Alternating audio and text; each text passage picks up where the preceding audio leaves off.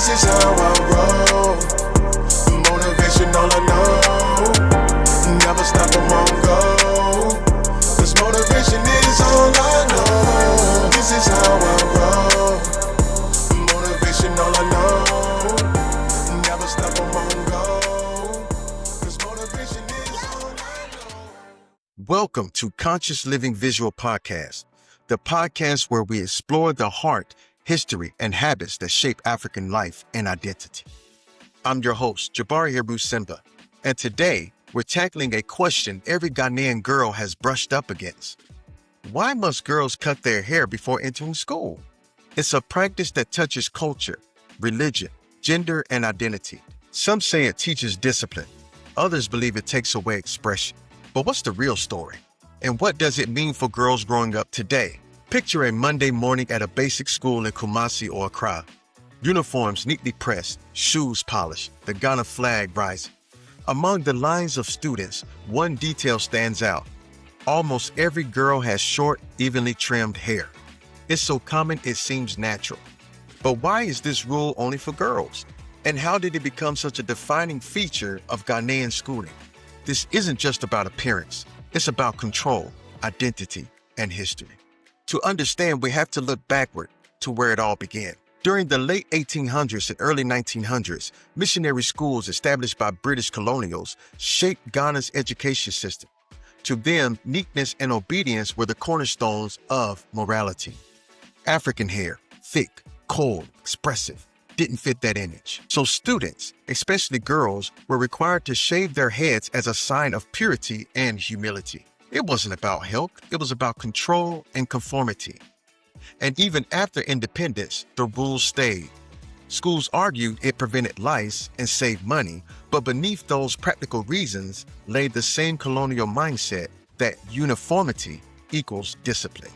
Today, if you ask most school administrators why the rule remains, they'll tell you three things. 1, it stops distraction and vanity. 2, it's cheaper for parents. And 3, it keeps everyone equal. At first glance, that seems fair, but it also raises deeper questions.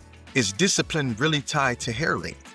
And why are these expectations heavier on girls than boys? For many girls, that first haircut before school feels like a rite of passage. Some smile proudly, others fight tears as clippers buzz. Because in Ghanaian culture, hair is more than fashion. It's a language.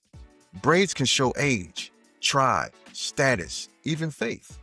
When a girl's hair is shaved in the name of discipline, she may internalize a message. Obedience is beauty, uniformity is virtue. Yet hair has always been a crown of identity. Cutting it doesn't erase that, but it does silence it. In other parts of the world, this rule barely exists. In the US, UK, and much of Asia, girls wear braids, afros, locks, even colorful hairstyles, and still thrive academically. In countries like Kenya, Nigeria, and South Africa, similar debates are taking shape. Some schools have lifted the haircut rule, allowing neat, natural hair while preserving discipline. Others still hold on tightly, worried that freedom will breed disorder. But maybe discipline isn't in the scissors, it's in the mindset. In recent years, young women in Ghana have started to speak up. On social media, hashtags like My Hair, My Identity, and Let Girls Grow have sparked nationwide conversation. They're not rebelling against discipline, they're asking for choice. A few private schools now allow neat, natural styles. Public schools are slower to change, but the debate is alive. The movement isn't just about hair, it's about dignity and freedom. Because a disciplined mind can coexist with the free expression. For centuries, African hair told stories of ancestry, creativity, and belonging.